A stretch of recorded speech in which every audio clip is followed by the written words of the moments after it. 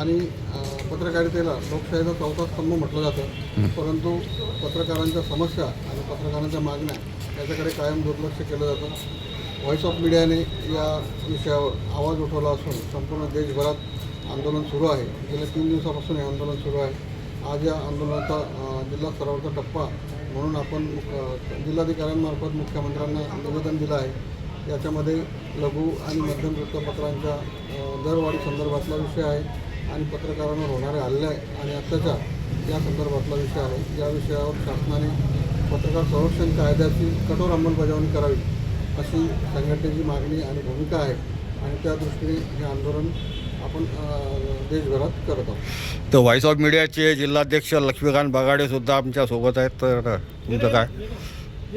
Voice of media समितीचा माजी अध्यक्ष. अच्छा.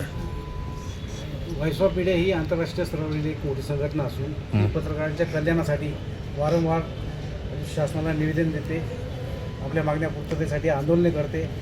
या सर्व मागण्या लक्षात घेता पत्रकारांसाठी लढणारी एकमेव ही संघटना आहे आणि राष्ट्रीय अध्यक्ष अनिलजी म्हस्के यांच्या नेतृत्वाखाली आपल्या देशभरात चालणारी ही संघटना आहे.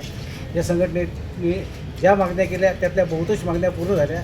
शासन फक्त सभा बोलवते, बैठकी घेते आणि मागण्या मान्य करते, पण त्या संदर्भातला कुठलाही जी आर शासनाला काढा नाही, परंतु शासनाने जी आर काढावा अशी आमच्या सर्व व्हॉइस ऑफ मीडिया संघटनेच्या वतीनं शासनाला विनंती आहे.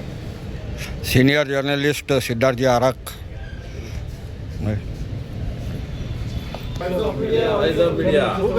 खूप बढिया. वा.